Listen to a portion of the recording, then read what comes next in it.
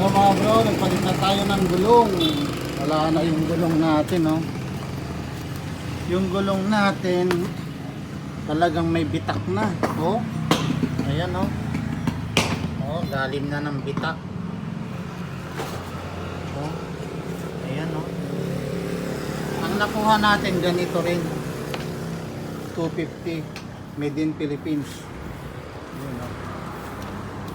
Kay kuya.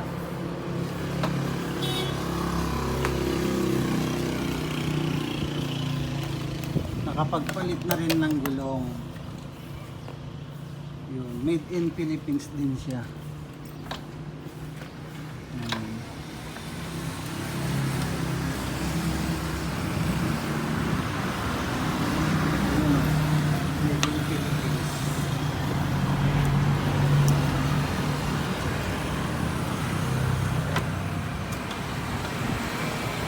Pagpalit din ng gulong si Patina.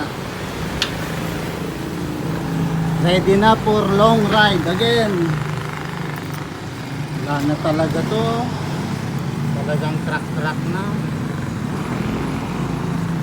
Ay, truck na.